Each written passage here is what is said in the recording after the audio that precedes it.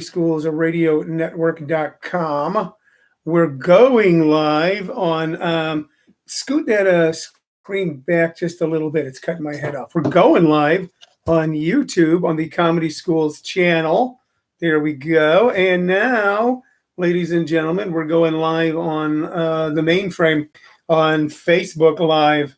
So in just a second, we will have three ways for you to access this show today. My name is Tony Vicich, and you're watching something called Living on a Thin Line on ComedySchoolsRadioNetwork.com, on the YouTube channel Comedy Schools, and on a Facebook Live. So three ways for you to be able to connect with people outside of your home. It is 2 p.m.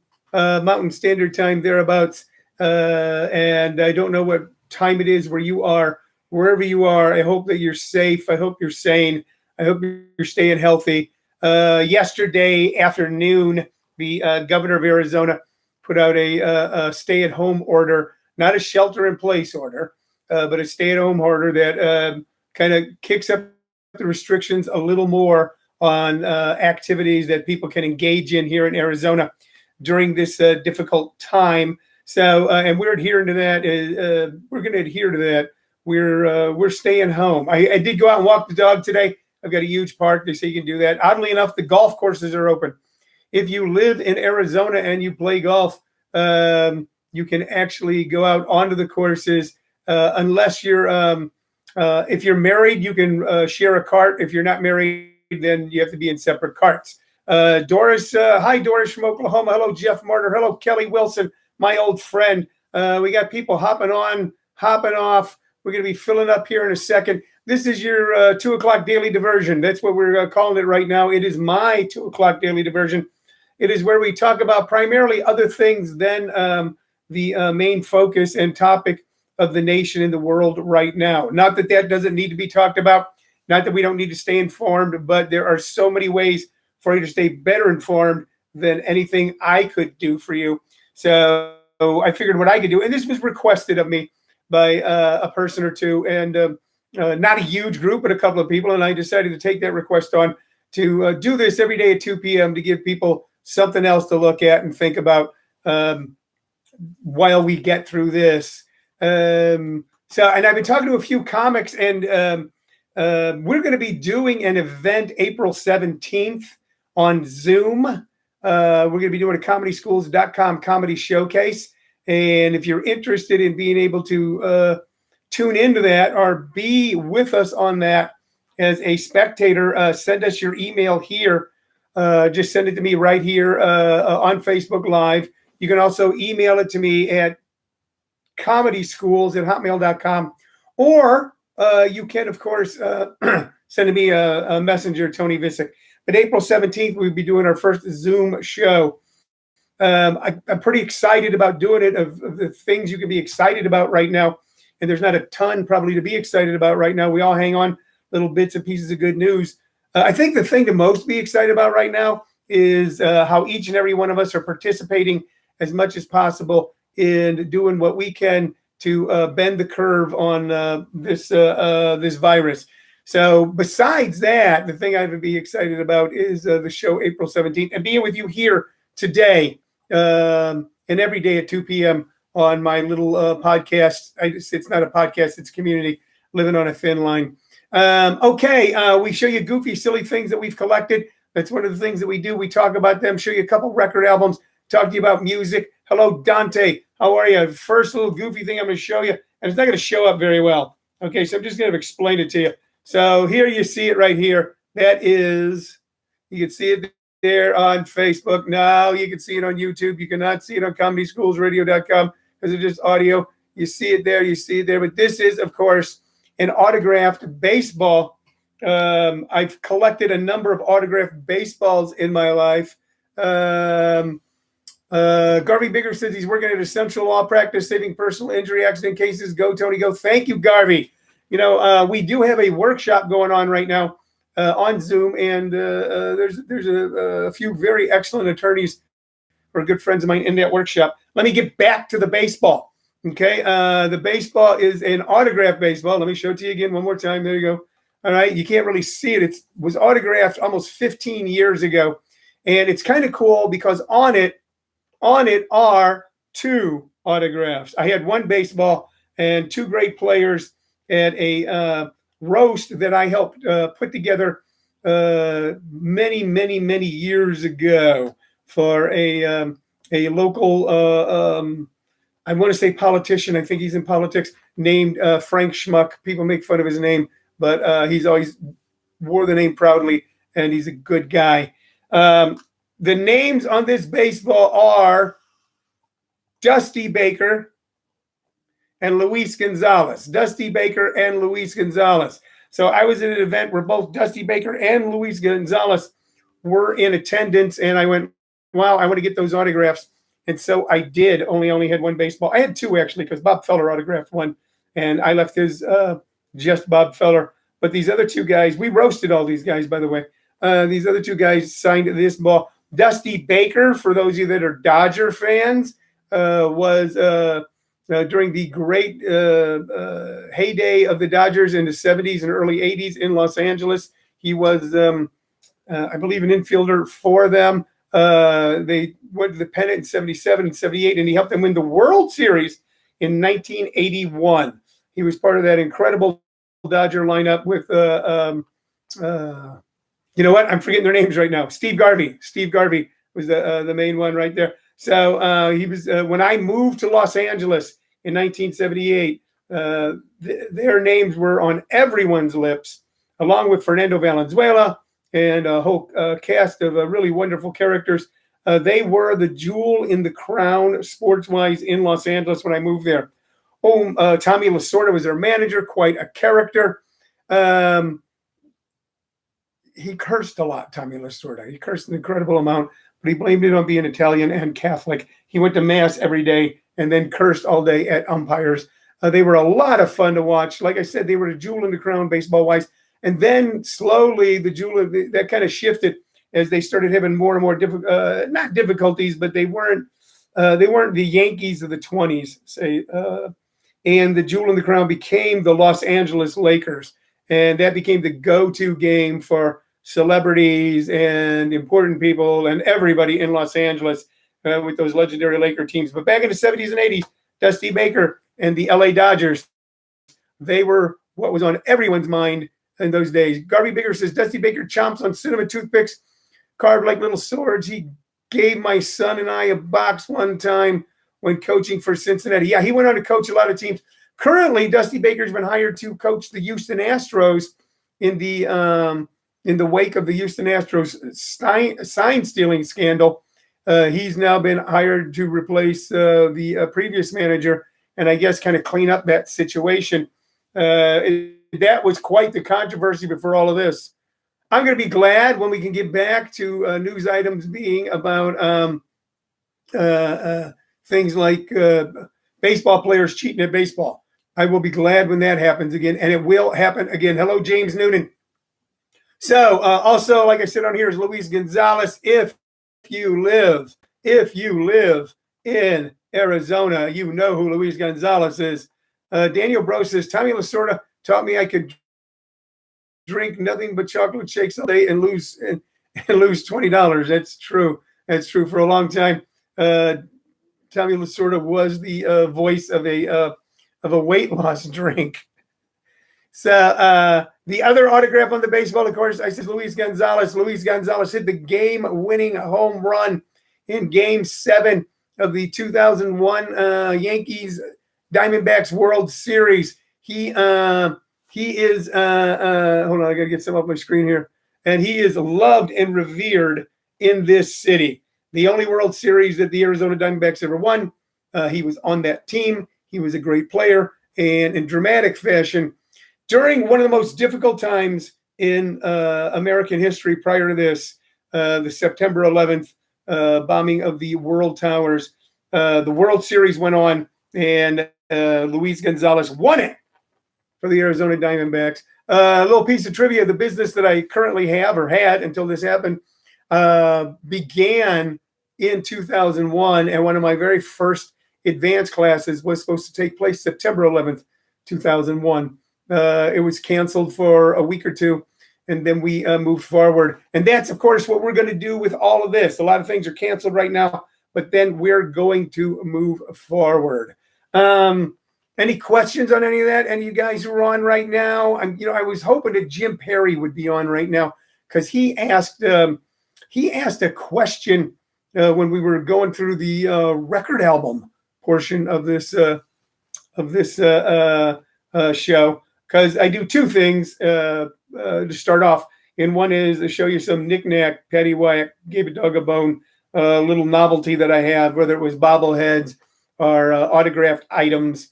And then we show you a couple of record albums that are in my vinyl collection for you to maybe think about then going on YouTube and listening to them if you've never heard of them before, or if you have heard the songs before, to go back and revisit, remember how good they made you feel. Daniel Bros asks, can I go to the bathroom? Yes, Daniel, you have permission to go to the bathroom, but if you're going to chew gum, make sure you have enough for everybody.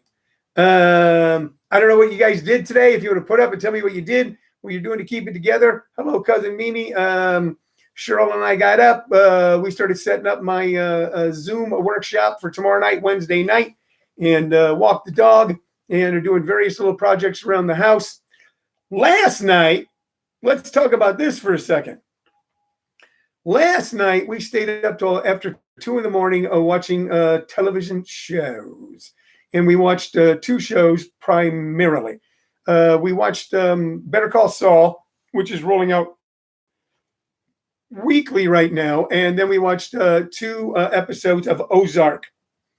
So I don't know how many of you guys are watching Ozark on Netflix, but Doris Denger Foster says, I'm supposed to be writing. Yes, that's what we're supposed to be doing, and we can help with that. But let me get back to talking about Ozark for a second. So we watched 2 hours of Ozark. I like Ozark for a couple of reasons. I grew up in Missouri, and like any show about a place, they get a couple things wrong, but they get a lot of things right. They kind of get the vibe of Missouri. They show a lot of inside baseball politics of Missouri that seem to make sense. And oddly enough, the show is not shot in Missouri. It's not shot in the Ozarks. I think it's shot in Tennessee. But the topography of that region of Tennessee and the Lake of the Ozarks is exactly alike. And they really kind of capture what it's like to live in an area like that. Ozark is a pretty dark show. Jerry, my brother Jerry, says he got up at 6:30, went to Costco, walked Frankie, had a long meeting with students, updating my course info. Exciting, huh? It's a day, Jer. It's a day, and we're gonna have plenty of days. There's other generations, and it is not a lecture. It's just me talking to myself, who had some tough days and made it through. We'll make it through this as well. Costco, that sounds fun. Walk your dog, that sounds great. And having long meetings with students, yeah, for all of us who are in the teaching and seminar and workshop business, I think we're all happy to have students. So at this point in time, and I think they're happy to have us. This is really keeping us connected. Previous generations going through difficult times of separation did not have social media like we have, where we can FaceTime with our loved ones. Diane Howell says, hi, Tony. Just finished some work on some long interviews for a magazine. Jim Lacey says, hello and happy days. It's spelled days with a Z, D-A-Z-E. Good. Let me show you some record albums here. So you might want to go back and visit something. So this is going to freak some people out a little bit in a fun, good way. Jim Perry, who's a wonderful guy who goes by the handle Cop Comic here in Phoenix and nationally, when we were on Sunday and talking about music, asked if I had any 70s, 80s era disco albums. So a lot of people would think that I would not have 70s and 80s disco era albums, but I was a young guy in my 20s then. And you know what happened during the disco era? This is how I kind of describe it. I was a young guy living in an apartment by myself, right on the border of the city of St. Louis, kind of an urban area. I was having a great time. I had a Car McGee and a pickup truck. I had 2 or 3 jobs, yet still had plenty of energy to go running around like crazy. And there was a bar that I really liked that I used to go to that had live bands in a town called Crestwood, which is a suburb of St. Louis, near what was one time one of the preeminent malls in America, the Crestwood Mall. And it was, sawdust on the floor, high ceilings, rock and roll bands playing, beer drinking joint. Of course, you could drink. I was a kind of a hard alcohol drinker in those days, drinking things that were titled Harvey Wallbangers and Tequila Sunrises.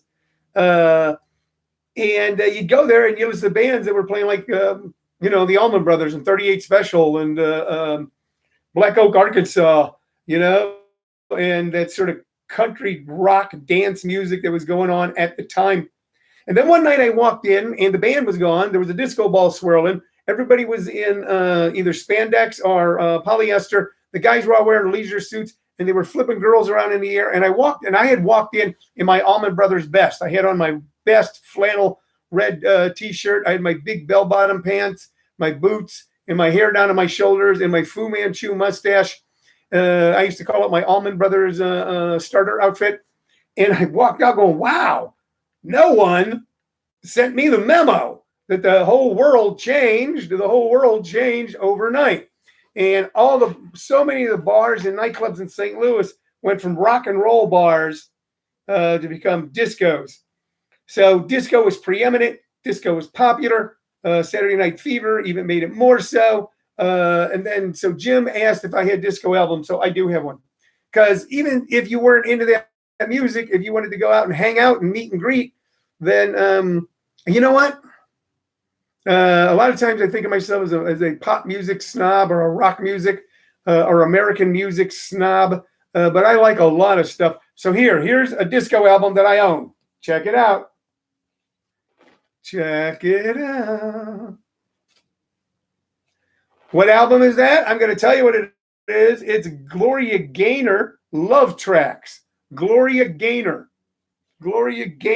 And she had one of the biggest hit disco songs of the entire disco era. And I think it really, really fits for today. And that song was I Will Survive. I Will Survive. Also, Stoplight. Anybody want to party? Please be there. Going out of my head. Can you exit? I said yes. Substitute. I don't know any of those other songs. I just know I Will Survive. And I don't know where I picked up this album. It cost retail at the time an entire $4.97 if you bought it brand new. I don't think that was the case with me. I'm not too sure when I got it or where I got it, but I got it. And let's face it, that was a pretty cool song. Go on now, go out the door. Na, na, na. How many of you who are boomers who grew up with rock and roll and rock also harbor a secret closet enjoyment of certain disco songs? I was a Bee Gees fan before disco. When I was a little kid, they had a lot of big hits. We'll talk about them tomorrow.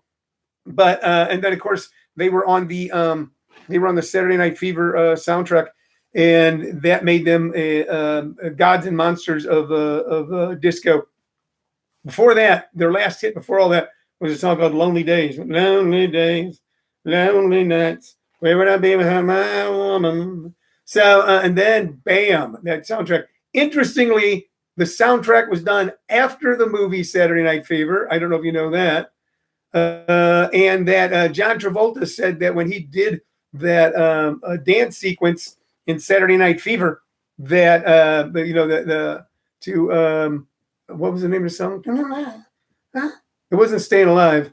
What was the song that he danced to in when he's out there doing it? Night Fever. Was it Night Fever? What am I cancer? Who? John Travolta. John Travolta was dancing on the dance floor, on that lit up dance floor. Guys, help me out here. Bee Gees. I thought it was Bee Gees Night Fever. Was it? Yeah, it was Night Fever. Yeah, I think it was Night Fever. He said that's not what he was dancing to. It was something else, some other track they were playing when he did those dances. But oddly enough, the Bee Gees fit right in there. Jim Lacey said a lot of the Bee Gees did was disco, if not by name. Yeah, Jim, that's true. But early hits like I Got to Get a Message to You in Massachusetts would not have necessarily been disco. They were kind of prog rock, a little bit, progressive rock. Staying Alive. That's it. Diane Howe said the song was Staying Alive. No one can hit that note. You're home right now. Try it. Staying alive. Can't do it. Can't do it. Can't do it. Go ahead. You try it right now at home. Staying alive. Who's trying it? Some of you are trying it. So Jim Perry, that was for you. I'm going to write him later and tell him that I'm just flipping through to see who's with us right now, and let him know they were cusps. Yeah, I guess so. Cuspish. Wayne Klein is watching. Hello, Wayne. So we just talked about the big disco hit by Gloria Gaynor. Let's now move into something a little more rock and rolly. Okay, and here's kind of a rarity, and we're going to talk about this guy for a second. All right, you ready? Here we go. Bam. Bam. You see it on YouTube? You see it on Facebook. There it is. One more time. You know what that is? That is the Jeff Beck Group. And I got this at the nice price. I think it was Nice Music. And your music plus sale price was $4.99 for this incredible piece of work by this true musical genius, Jeff Beck. So this was, let's see what was on this. Going Down. He did an incredible version of the song Going Down. I'm going down, down, down, down, down, down. So on this is a song by him, Ice Cream Cake's Glad All Over. Tonight I'll be staying here with you, a Dylan song, Sugarcane. Also Going Down, Highways, and Definitely Maybe. The vocalist on this album is a guy named Bob Tench. The lead guitarist, of course, is Jeff Beck. Cozy Powell on drums. Cozy went on to play with someone else famous, and I didn't realize that he was on this album, but a mega group of the 70s. So, and I'm going to look it up, and I'm going to find out who Cozy Powell played for. But Jeff Beck, just a stunning guitarist, part of that legendary triumvirate of guitarists who came out of the Yardbirds. He, Jimmy Page, and Eric Clapton. Of the three, he's the one who probably went on to the least amount of commercial success. But of the three, he might be the most stunningly adept guitarist. Beck's Bolero is one of the most stunning pieces of music you'll ever hear. A little piece of trivia: their original lead singer was a raspy voice guy with a goofy haircut named Rod Stewart.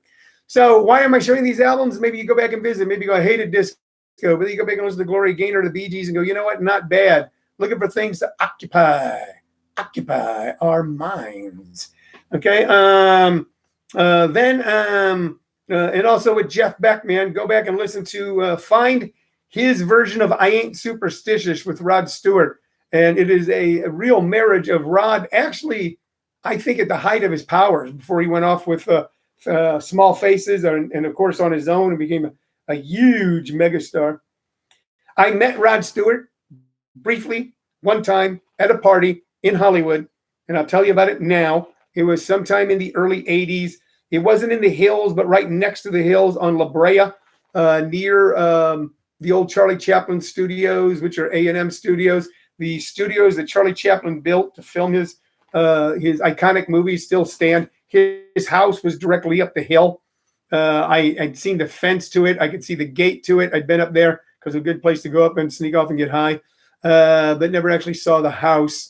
But I was at a party on La Brea, okay, in a big sprawling wood frame house that was probably built in the 1920s that someone now lived in.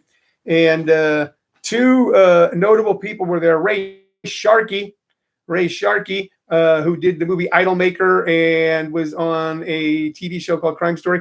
And then all of a sudden, standing next to me with two pretty young girls was Rod Stewart. I'm standing there having a drink, talking to my buddies, and there's Rod Stewart standing there just smiling as three of us are talking. And he looked at us and went, "Hello, boys, how are you?" And we're like, "Hey, man, pretty good." Yeah, he goes, "Pretty good party, huh?" And we're going, "Yeah, it's a good party, man." "You enjoying the party?" He goes, "I like there's a lot of pretty girls here." And that's the entirety. I remember the conversation. The conversation might have went longer, but that happens to you in Los Angeles. And I'll tell you more stories of that sort of surprising off the cuff meetings with celebrities in the years that I lived there. But on that night, I went into a bathroom. I went into a bedroom, and in there was Ray Sharkey and several people who were getting ready to dance with Peruvian marching powder. I actually joined in that festivity briefly for a moment with Ray Sharkey. I was actually trying to get to the bathroom. It was very hard to get to a bathroom in the 80s in Los Angeles at any party or any club and use it as the bathroom. There was a joke that went around the 80s going, hey, remember when people used to use the bathrooms in bars to actually go to the bathroom? Because everybody would go into the bathroom to do cocaine. So I don't know if that tells you about cocaine, is where it leads you to is from the dance floor and the dinner table to the toilet, and you just party at the toilet all night.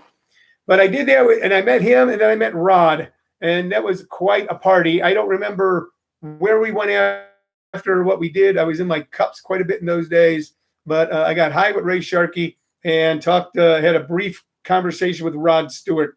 So you might want to go back and visit that stuff, okay? I'll talk anything now in the next few minutes about anything you guys want to talk about. If you want to hop in here, I'm going to tell you that starting today, we're going to be announcing when. We'll be announcing when today our new basic fund. Well, I will announce Monday night, this coming Monday night, we're going to do, hello, Ross Mark. How are you, buddy? We'll be doing our basic and fundamental workshop. I'll tell you that. Tell you more about that later. But right now, here's what we've talked about today. We talked about baseball autographs. This one has showed it to you, and I'm showing it to YouTube. YouTube. All right. This has got Bob Feller and Luis Gonzalez.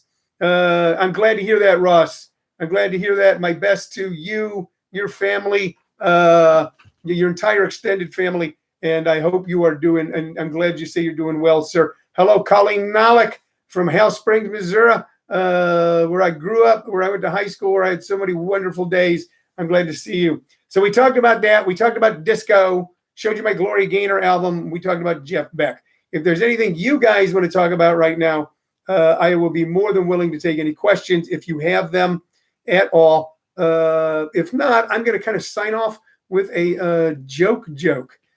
Okay, and it's a long, complicated joke, but I've been recalling the jokes my dad used to tell when he was with his brothers, his father, his father-in-law, his cousins, all the men in our extended family. When I was a kid, our extended family never went anywhere except to one another's houses. That's where we went. Thanksgiving eventually was at our house. Christmas and Easter was at my grandma Rose and grandpa Tony's house.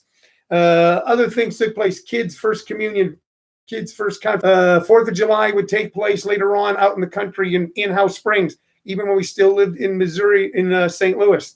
But my dad would always tell jokes. So I'm going to tell you one now, okay? And it's kind of a long, complicated joke.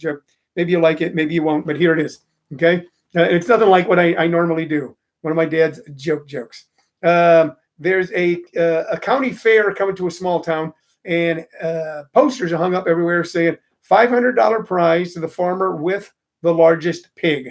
So Farmer Jones sees this, goes home, looks in his pig pen, finds the pig that's already bigger than any other pig, and shoves a cork up its butt. Kapow! Kapow! Puts a cork up its butt and starts feeding the pig and feeding the pig and feeding the pig and feeding the pig till the pig gets as big as a small house. It is a giant, giant pig. And he brings it to the county fair. There are 3 judges who are judging, and they're looking at these pigs going, this is a good-sized pig, and this is a good-sized pig, and this is a nice-sized pig, and this pig's standing in the aisles. And he's doing all of that, and then finally they get to the giant pig, and they're all looking around going, this is certainly the largest pig. While all of this is going on, the circus that is connected to the carnival has a monkey.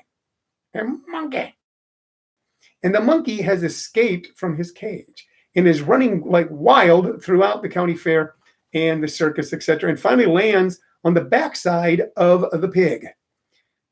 The little monkey lands on the backside of the pig, exploring about. The monkey comes upon the cork that has been shoved up this pig's hiney, rear end, posterior, choose your word, okay, and promptly pulls it out. When the monkey pulls it out, there is an avalanche, an explosion okay, a fiery stream of excrement that fills the entire area where the contest is taking place and buries everyone in sight. 3 judges looking at a giant pig who has had a cork put up its posterior so that it can't go to the bathroom, so it becomes giant so the farmer can win. That takes place. Cork comes out. The 3 judges are now buried in a mountain of effluence. We cut to the hospital, okay, where all 3 judges are laying in bed side by side, all of them with a dazed, glazed look in their eyes. The nurse comes up to the first one and says, sir, can you tell us your name? Can you tell us what you remember? And the guy just looks up and goes, shit. She goes, all right, same answer as yesterday. She goes to the second judge, laying there with a dazed, glazed look in his eye. Says, sir, can you tell us your name? Can you tell us anything that you remember? And the second judge just looks up and goes, shit. And she goes, all right, same answer as yesterday. She comes up to the third judge. She said, sir, can you remember your name? Can you remember anything? And the judge doesn't say a word, and she starts to walk away. But then the judge reaches out and grabs her hand, holds her tight. And he looks her in the eyes, and then he speaks. And he says, all I remember is that poor little monkey trying to shove that cork back up that pig's ass. All right, you want dad jokes? That's a dad joke. That's one of a series of jokes I'm going to tell you guys called Jokes My Father Told Me. I'll certainly field questions every day between 2 and 2:30. Facebook Live every day between 2 and 2:30. YouTube, the Comedy Schools channel between 2 and 2:30. ComedySchoolsRadioNetwork.com between 2 and 2:30. We're going to be here for you. You be here for us. This ain't a podcast. This is a community. We're going to pull together and keep it together, okay? I'm done for today. I got things to do, and so do you. So let's get to them, all right? I will see you tomorrow at 2 p.m. Thanks a lot. Bye-bye. Okay, YouTubers, thanks for watching. I got to end you separately. All right, I'll see you tomorrow at 2. Take care. Bye-bye. And I still got to hit the end button to make this work right. And kapow, there it is.